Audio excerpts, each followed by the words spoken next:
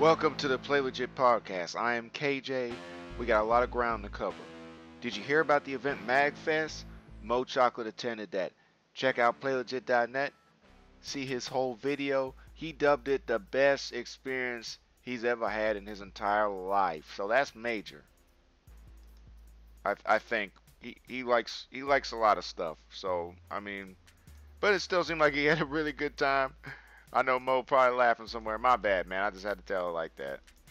You know, there was two big announcements recently. One is that Nintendo is working with Netflix to put together The Legend of Zelda as a series.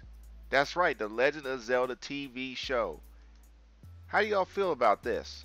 I really would love to read some comments from this. This is a strong rumor, but it hasn't been outright confirmed by Nintendo. This article is making the rounds a lot of places. I'm looking at the Wall Street Journal right now and they posted it. I think it's going down, guys. I really do. I don't like to comment on rumors and speculation because we keep it real here, but I do feel like this is happening. For me personally, I would prefer to see this as a movie, like a trilogy of some sort, on a grand scale like Lord of the Rings. The same type of visual effects, the grittiness, the way the fights play out. I want it to be like that, but it looks like if it's going to be on a TV show, it might not be as big of a scale. And if it was to be a TV series, what games would they pull from? Vex suggested that every season they could pull from a different Zelda game. So we get different Link, different Zelda, different Ganon every single season, a different artistic vision every time. Or they could take one story, you see Link grow from a child to a man. Many different routes you could go. Speaking of Nintendo, when I'm in the eShop, and also PlayStation and Xbox One, when I'm in your respective shops, the demo count is way too low.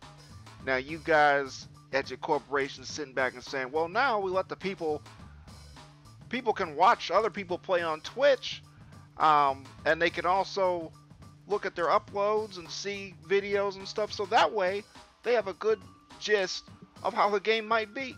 Well, I'm here to say that's not the case, because if you know, like I know, there is nothing like getting your hands on a game and playing it versus just seeing. How many times have we seen cool, awesome trailers on the TV of people doing all this awesome stuff?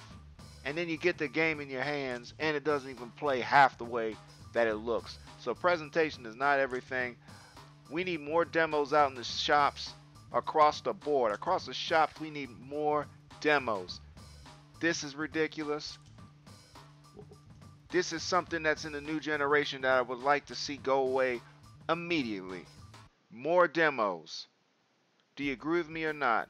Me, I like to play the game, get a good feel before I make decisions. Now sometimes there's folks like Rockstar where it's like, okay man, I can't remember the last time I played a demo from Rockstar. I remember when Vice City was coming out, San Andreas was coming out, hell, GTA 3, and I was sitting there like, come on, can a brother get a demo? Well, that's just because I wanted to get a taste. I was gonna buy it anyway, but I just wanted to get a little sampler. Well, they never did that, but they're also putting out sweet games. But there's a lot of companies who don't have a track record like that, who need to have some type of preview build that we can play. So demos, I need more of them. And also, on the Xbox Live Arcade, every single download had a demo attached. Every single one on 360 has a trial.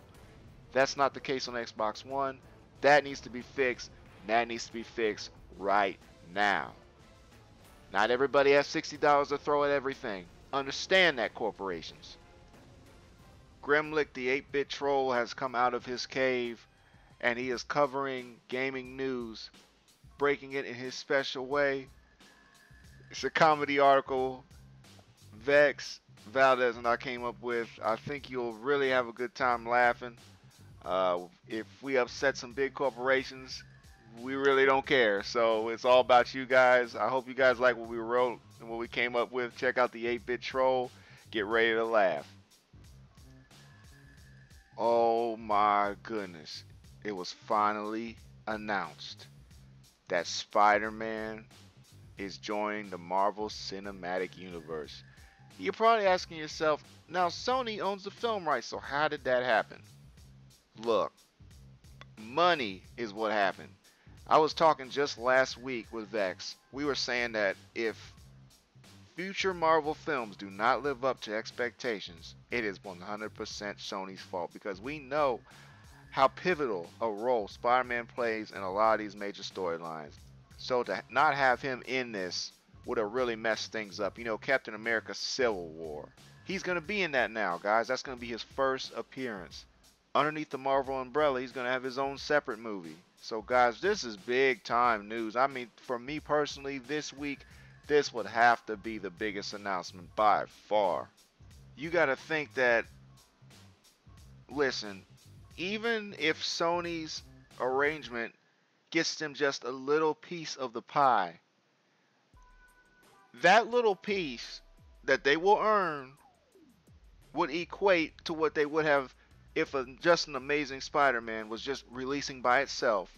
I guarantee you this fraction that they're sharing now with Marvel Cinematic Universe, with Marvel, Disney, is going to be even more. Guarantee you. That's why they did the deal. It's just going to be everybody. It's a win for everybody. It's the win for the suits. Definitely a win for the fans. We look forward to seeing Spider-Man. What Spider-Man would it be? Miles Morales? Peter Parker? I don't really care as long as I see a man in a red suit slinging webs, beating up people. That's what I want to see. Guys, the brand new PlayLegit.net is up right now. To be honest with you, this took a long time of just going through different themes.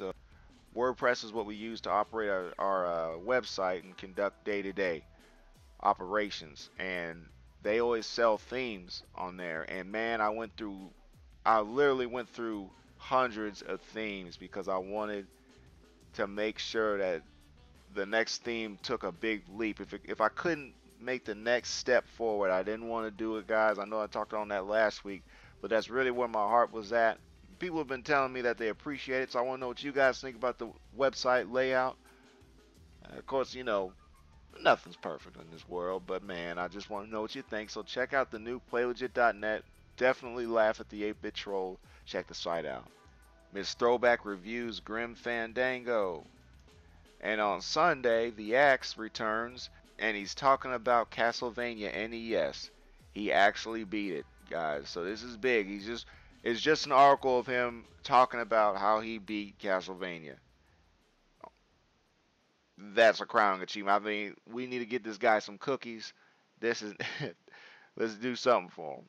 And now for an amiibo update. Miss Throwback has acquired 3 more amiibos. We still cannot get our hands on Lucario. That is a tough situation. I tried popping in the Toys R Us. Of course they're sold out, but I said, why not give it a shot? Miss Throwback's been doing the same.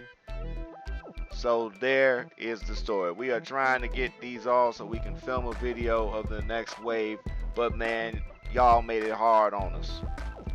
That about does it for me with this week. Zelda's TV shows. Spider-Man in the cinematic universe. Oh my goodness.